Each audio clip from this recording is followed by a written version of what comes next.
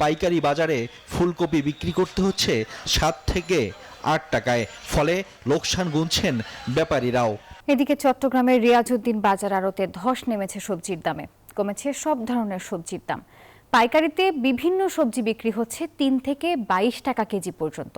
ব্যাপারীরা বলছেন সরবরাহ বাড়ায় কমেছে দাম। আর এদিকে বিক্রি না হয় নষ্ট হচ্ছে সবজি, ফেলা হচ্ছে ভাগাড়ে। লোকসানে মাথায় হাত বিক্রেতাদের। তবে মাছ মাংসের বাজারে দাম বেশি হওয়ায় স্বস্তিতে নেই ক্রেতারা।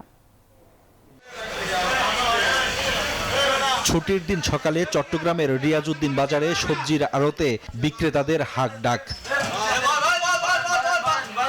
পাইকারিতে 3 থেকে 4 টাকা কেজিতে মূলা বিক্রি হলেও সাড়া নেই ক্রেতাদের। নষ্ট হওয়া মূলা যাচ্ছে ময়লার ভাগাড়ে। চরম বিপাকে আড়তদাররা।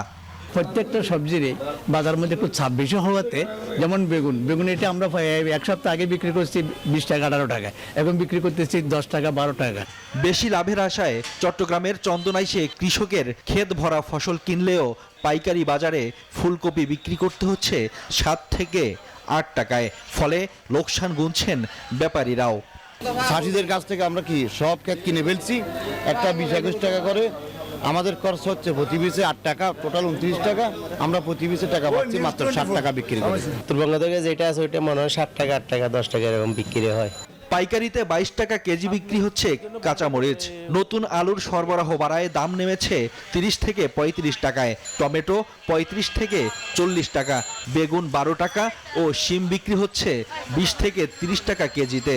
দিছি 100, কিন্তু তরকারি অন্যগুলো তো সব মোটামুটি ঠিক আছে আর কি। শুনতে পাচ্ছি আমরা এটা 5 টাকা করে ক্রয় করে আনে এরা, এখানে আসে আমরা 20 টাকা করে। বাঁধাকপি আরো 20 টাকা 25 টাকা করে খেতে হচ্ছে। আগের থেকে একটু সবজির বাজার আগের থেকে একটু কমছে। বাজারে সবজির দাম কমায় স্বস্তি আসলেও মাছ মাংসের চড়া বাজারে দিশেহারা ক্রেতারা। তারপর মুরগিও মানে একটু বেশি দাম বেশি আর মুরগিটা। এক খারাতে আপনার কেজি 50 টাকা বেড়ে গেছে। সোনালী মুরগি ছিল আপনার 220 টাকা 30 টাকা 250 টাকা, ওই সোনালী মুরগি 350 টাকা হয়ে গেছে। বাজার নিয়ন্ত্রণে নিয়মিত তদারকির দাবি ভোক্তাদের। Desk report, news 24।